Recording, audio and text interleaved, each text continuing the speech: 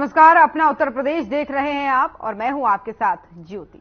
लखनऊ में सीएम योगी आदित्यनाथ के सलाहकार अवनीश अवस्थी ने हमारे चैनल हेड बृजमोहन सिंह रघुवंशी से खास बातचीत की। आपको सुनाते हैं इस चर्चा में उन्होंने क्या कुछ कहा और क्या कुछ खास रहा।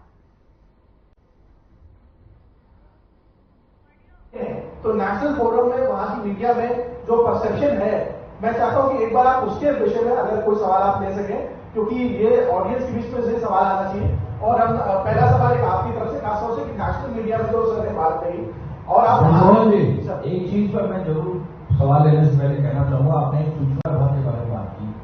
आज की तारीख में वर्ल्ड ओवर अगर लीडर्स देखे जाए, और अभी आपने अपने प्रधानमंत्री को मीडिया से इंटरेक्ट करते हुए देखा होगा, मैंने तो नहीं देखा कि पूरे विश्व के जो बड़े बड़े देश हैं उसमें कोई ऐसा लीडर है जो मीडिया के हर चैनल से इंटरेक्ट कर रहा हो।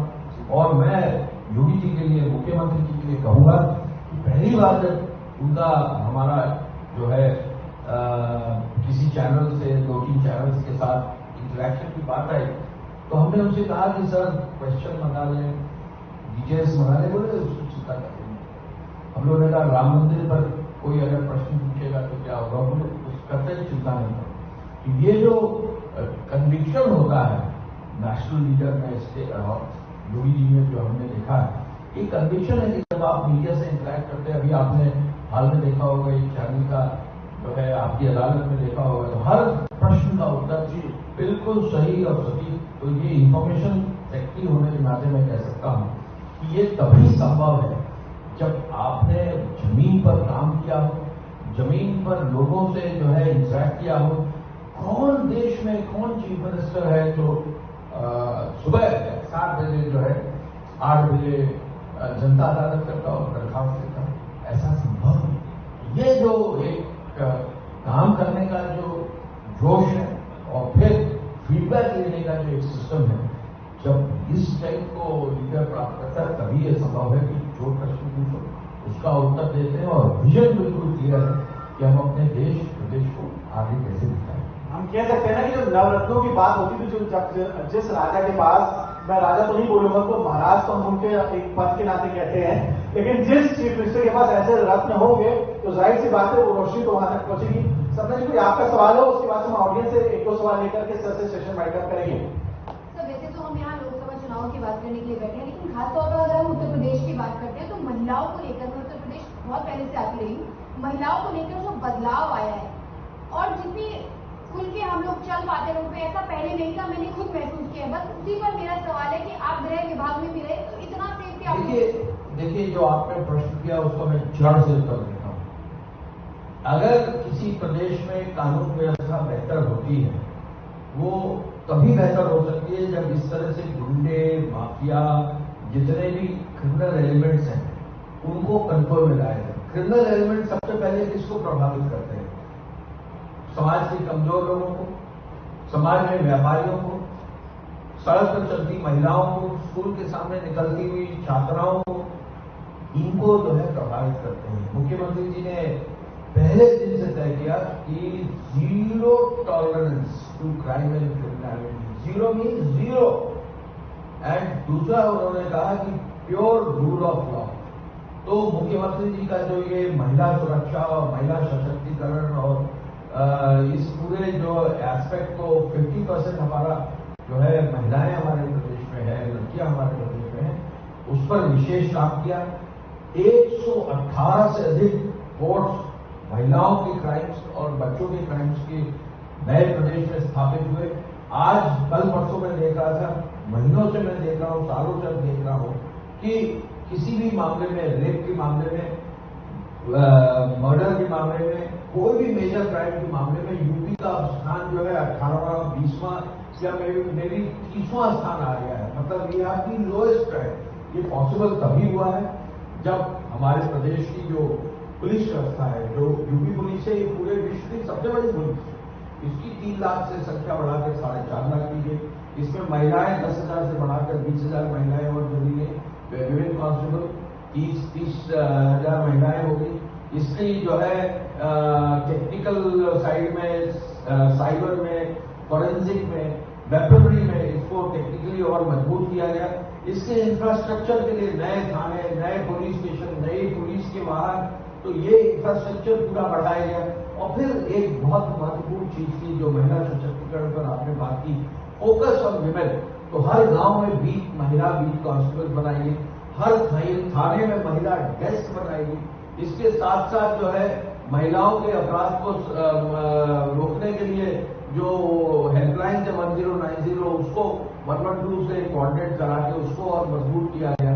और साथ ही साथ जो है प्रोसिक्यूशन विंग को भी इतना मजबूत किया गया कि आज की तारीख में क्रिमिनल को मालूम है कि अगर उसने क्राइम कमिट किया है तो वो छूटेगा नहीं और बचेगा।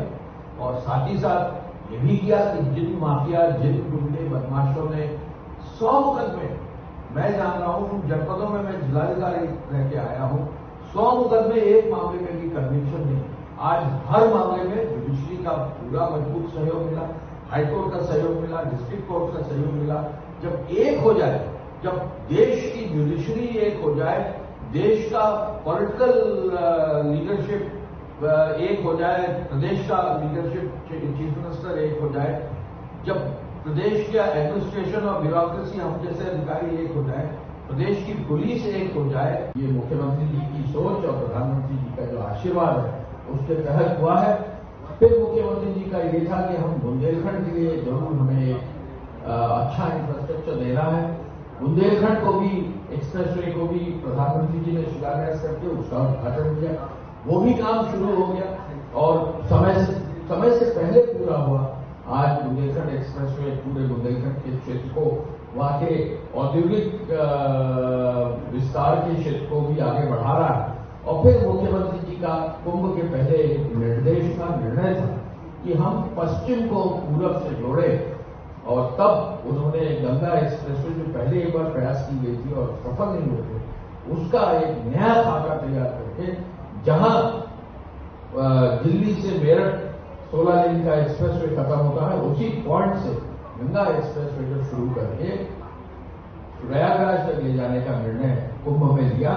वो सबसे बड़ा प्रोजेक्ट उत्तर प्रदेश का 45 से 46 हजार करोड़ का है। वो कार्य भी बहुत, मुझे खुशी बताने में, बहुत तेजी से हो रहा है। और उसके जो निर्माण कार्य है लगभग 40-45% ऑन एन एवरेज चारों उसके जो पार्ट्स है वो कंप्लीट है। कोशिश हमारी ये है कि 2025 तक उस कार्य को हो जाएगा। ये जो एक्सप्रेसवे का नेटवर्क अब पूरे उत्तर प्रदेश में आया है, तो विदेशी भी आते हैं, देश के अन्य भाग से जब लोग आते हैं तो निश्चय ही उसका बहुत फर्क पड़ता है। आज अगर अयोध्या आपको जाना है तो आप पूर्वांचल एक्सप्रेसवे से होकर अयोध्या अगर जाइए तो 1.25 घंटे में जो है आप अयोध्या पहुंच जाएंगे। आज जो है आजमगढ़ आपको जाना है तो 2-2.25 घंटे में आप आजमगढ़ पहुंच जाएंगे। और एक मुझे बताने में खुशी है कि गर्मी का मौसम है, बच्चों की छुट्टियां हैं, आजमगढ़ में बहुत ऐसे परिवार हैं जो दिन में सुबह आजमगढ़ से निकले, यहाँ पर विभिन्न मॉल्स में अपने बच्चों को घुमाया और यहाँ पर एंजॉय किया और शाम तक उसी एक्सप्रेसवे के माध्यम से वापस चले जाते हैं। उद्योग भाग जो है हमारे जो औद्योगिक विभाग का पूरा व्यवस्था है, मुख्यमंत्री जी ने कहा है कि इन एक्सप्रेसवे के किनारे अब नए औद्योगिक क्षेत्र स्थापित हों। मुझे बताकर खुशी है कि इन एक्सप्रेसवे के किनारे लगभग 30 औद्योगिक क्षेत्र और बन रहे हैं, जो प्रधानमंत्री जी ने अभी हाल फिलहाल पिछले साल इन्वेस्टर समिट उनके सामने हुआ। और यहां पर रुकेंगे एक छोटे से ब्रेक के लिए, जल्द हाजिर होंगे।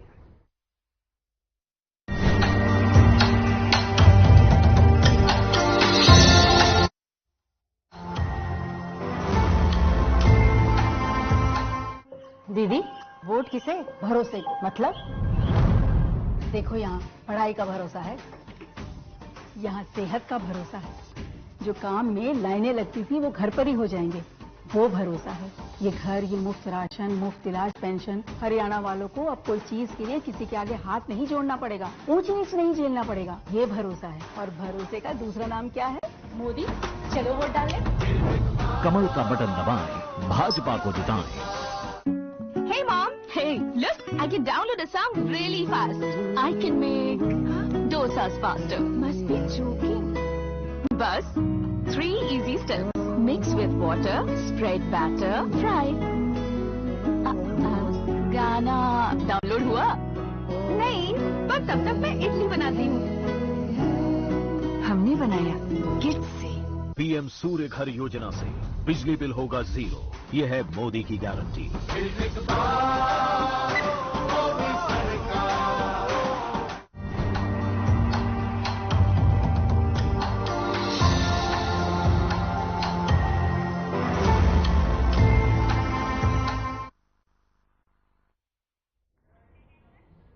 तो ब्रेक के बाद एक बार फिर से स्वागत है आप सभी का। तो अवनीश अवस्थी से खास बातचीत की थी हमारे चैनल हेड ब्रिजमोहन सिंह रघुवंशी ने।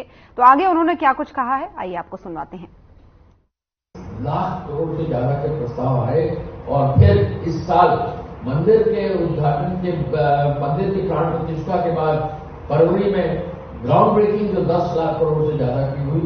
मुख्यमंत्री जी का ये जोर है कि अब इन सभी प्रस्तावों को आगे बढ़ाने के लिए इन एक्सप्रेसवेज के किनारे भूमि को जो है प्रॉपरली उसको लेकर विकसित किया जाए। तो ये पूरा एक जो खाका और एक जो पूरी रूपरेखा और एक जो पूरे विकास की गाथा है, तो कहीं ना कहीं ये एक्सप्रेसवे उसकी रीढ़ की हड्डी है और इसको प्रदेश को आगे ले जाने में लाभ। सर एक बात खास तौर से मैं अपने दर्शकों को यहाँ बताना चाहता हूँ, क्योंकि जब विकास का स्तर इतना हो चुका है कि मुझे लगता है कि शायद अकेले हमारे वरिष्ठ अधिकारी अवनीश अवस्थी जी भी उसको शायद समय कम पड़ जाए हमारे लिए।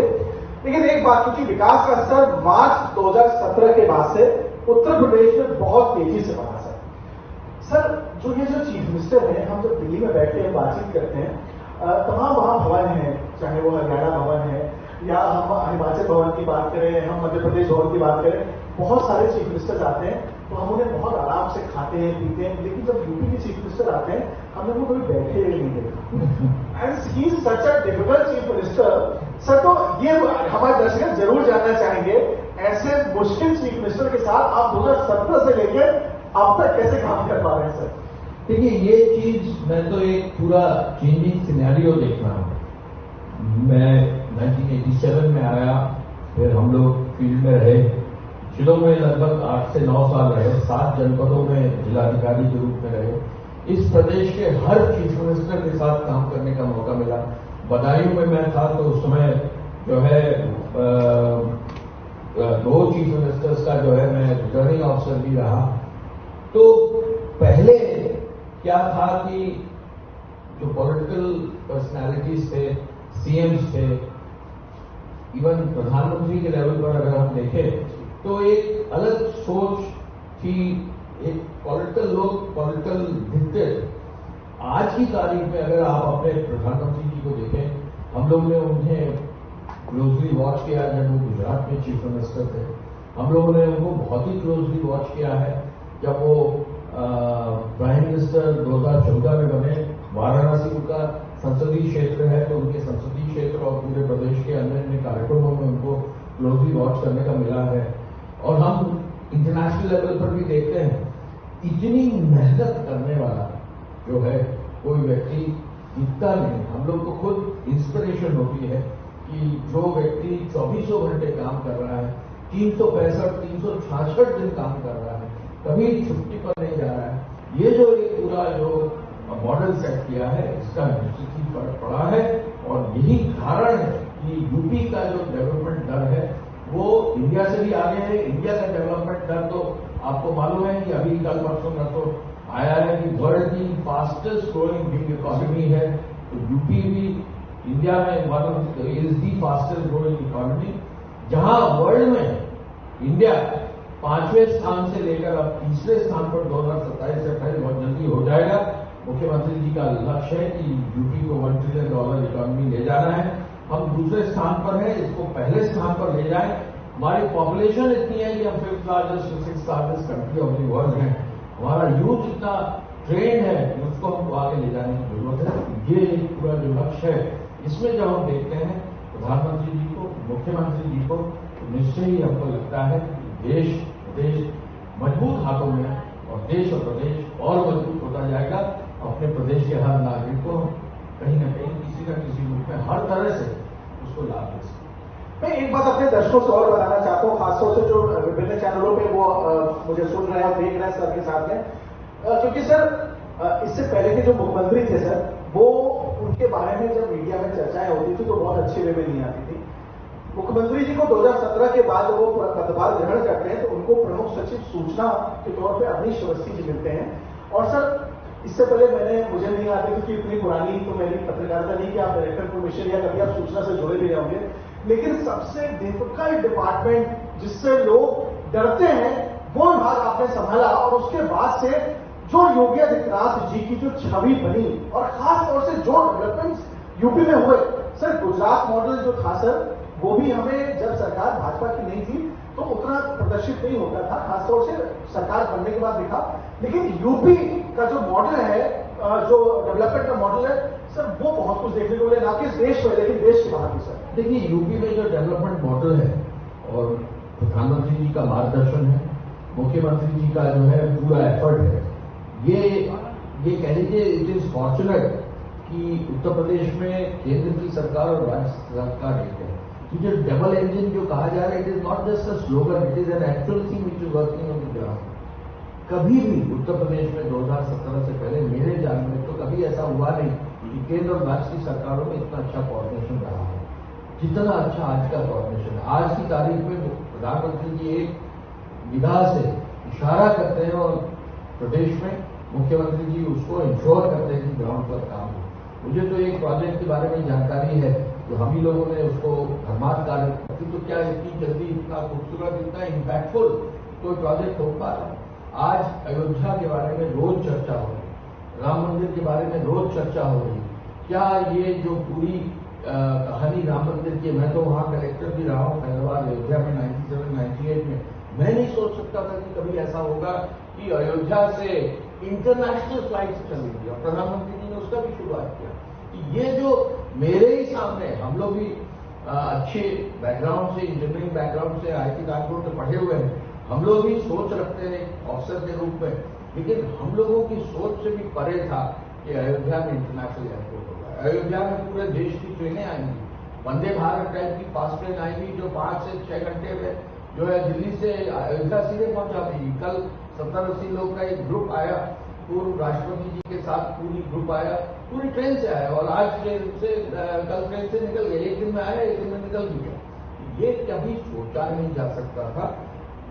2017 में जब मुख्यमंत्री जी आए तो वो खुद संत है, खुद जो है एक पीठ के अध्यक्ष है, पूरे राष्ट्रीय स्तर पर भी उस पीठ के जो है अध्यक्ष है। लेकिन उन्होंने एक चीज हम लोगों को कहा, अफसरों के बीच में बैठ के कहा कि आप लोग अपने प्रदेश का पोटेंशियल अचीव नहीं कर रहे, 1% भी पोटेंशियल नहीं अचीव कर रहे हैं, जितना अयोध्या, काशी, मथुरा, वृंदावन, आप विंध्याचल, आप बुद्धिस्ट पूरा सर्किट ले लें। तो ये सोच के बाद एक एक करके प्रोजेक्ट आगे बढ़े। अयोध्या में पहली बार जब दीपोत्सव हुआ, मुख्यमंत्री जी ने दिए जलाने का निर्देश दिया और दीपोत्सव का आयोजन हुआ उत्तर विभाग और वहां के प्रशासन से, मुझे याद है कि पूरा विश्व रुका और 650 चैनल ऐसे थे पूरे विश्व के जिन्होंने पहली बार कवर किया। और जब प्रधानमंत्री जी 2023 में अयोध्या में दीपोत्सव में गए, लाखों दिए जलाए गए, वर्ल्ड रिकॉर्ड स्थापित हुआ। और यहां पर रुकेंगे एक छोटे से ब्रेक के लिए, जल्द हाजिर होंगे।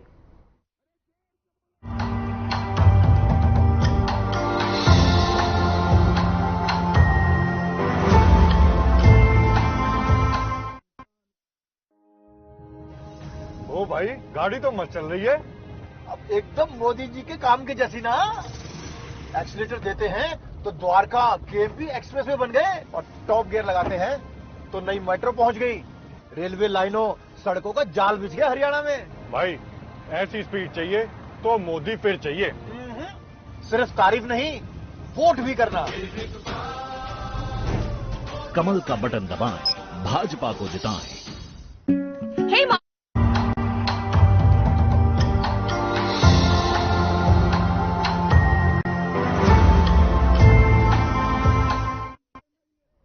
और ब्रेक के बाद एक बार फिर से स्वागत है आप सभी का। चलिए खबरों में आगे बढ़ेंगे।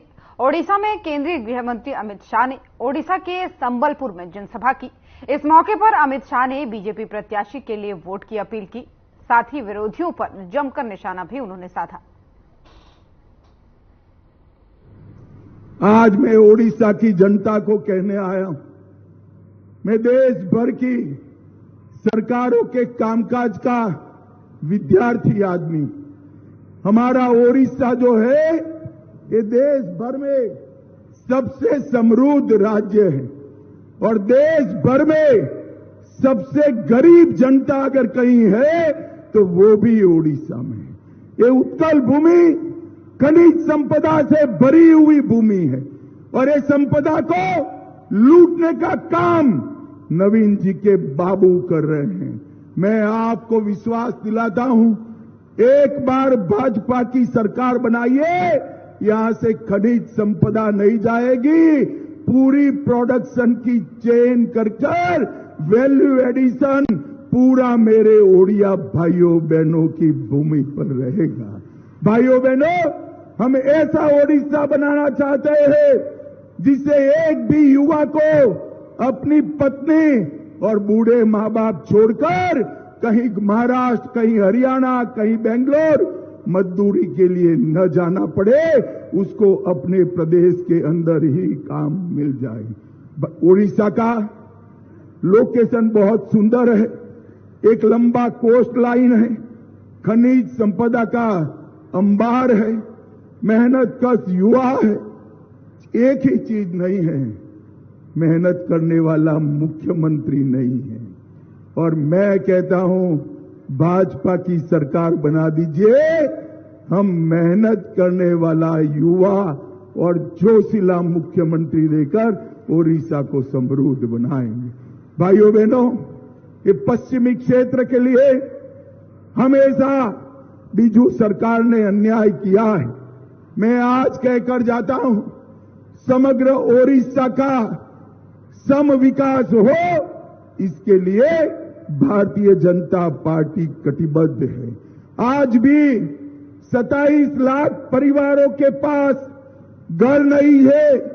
मोदी जी ने जब पानी देना शुरू किया, उसके पहले तक सिर्फ 3.5% लोगों के पास पानी था। आज भी 26 लाख परिवारों में पानी नहीं है। आज भी 6,400 गांव सड़क से कटे हुए हैं, 8,000 स्कूल बंद हो गए और विकास के पायदान में, ईज ऑफ डूइंग बिजनेस में हमारा उड़ीसा 29वें नंबर पर। तो ओडिशा से गृह मंत्री अमित शाह को सुन रहे थे आप, जहां पर वो बीजेपी प्रत्याशी के पक्ष में लोगों से मतदान की अपील कर रहे थे और चुनाव प्रचार कर रहे थे। चलिए खबरों में आगे बढ़ेंगे। श्रावस्ती लोकसभा में जनसभा का आयोजन किया गया, जिसमें यूपी के सीएम योगी आदित्यनाथ ने शिरकत की है। इस मौके पर सीएम योगी ने जनसभा को संबोधित किया और सीएम योगी ने इस दौरान क्या कुछ कहा है, आपको सुनाते हैं। जनता जनार्दन इसका भी जवाब दे देती है। जनता ही इनको बता देती है कि जो राम को लाए हैं, हम उनको, और ये लोग ठहरे समाजवादी पार्टी और कांग्रेस का जो गठबंधन है, ये जो ठहरे राम विरोधी, इन लोगों को, ये राम के तो विरोधी हैं ही, लेकिन वोट के लिए ये देश का विरोध भी कर रहे हैं, गरीब का विरोध कर रहे हैं, अनुसूचित जाति, जनजाति, पिछड़ी जाति के लोगों के हकों पर सेंधमारी करने का कुत्सित प्रयास कर रहे हैं। इनके द्वारा जो षड्यंत्र होने जा रहा है, उसके प्रति आगाह करने के लिए आज मैं आपके बीच में यहां पर उपस्थित हुआ हूं। बहनों और भाइयों, पूरे देश के अंदर हमने एक नए भारत का दर्शन किया है। आज जो परिवर्तन हम सबको नजर आ रहा है, ये मोदी जी के परिश्रम का, उनके विजन का, उनके मिशन का परिणाम है। दुनिया के अंदर हम सब भारतवासियों का सम्मान बढ़ा है, भारत की सीमाएं सुरक्षित हुई हैं, भारत के अंदर आज आतंकवाद और नक्सलवाद के बारे में उनकी गतिविधियों की अनैतिक और राष्ट्र विरोधी गतिविधियों को कोई प्रश्रय नहीं दे सकता, और जो भी प्रश्रय देगा तो उसे मालूम है कि उसके लिए लेने के देने पड़ जाएंगे। याद करिए, कांग्रेस और समाजवादी पार्टी की जब सरकारें थीं, सुबह की शुरुआत होती थी एक घोटाले से और सायंकाल आते आते आतंकी वारदात की खबरें आती हुई हम सबको दिखाई देती थी। बहनों और भाइयों, ये जो सरकारों की, उस समय की सरकारों का नकारापन था, उसका भुक्तभोगी जनता जनार्दन को बनना पड़ता था। आज की स्थिति आप सबके सामने है। आज तो आतंकवाद और नक्सलवाद पर नकेल कसा गया। अब तो मैं कहता हूं, पटाखा भी जोर से फट जाए तो पाकिस्तान सफाई देता है कि मेरा हाथ नहीं है, क्योंकि इसे मालूम है ये नया भारत है। ये नया भारत किसी को छेड़ता नहीं है, लेकिन कोई छेड़ता है तो उसको छोड़ता भी। तो श्रावस्ती से सीएम योगी को सुन रहे थे आप। तो बुलेटिन में फिलहाल इतना ही। नमस्कार।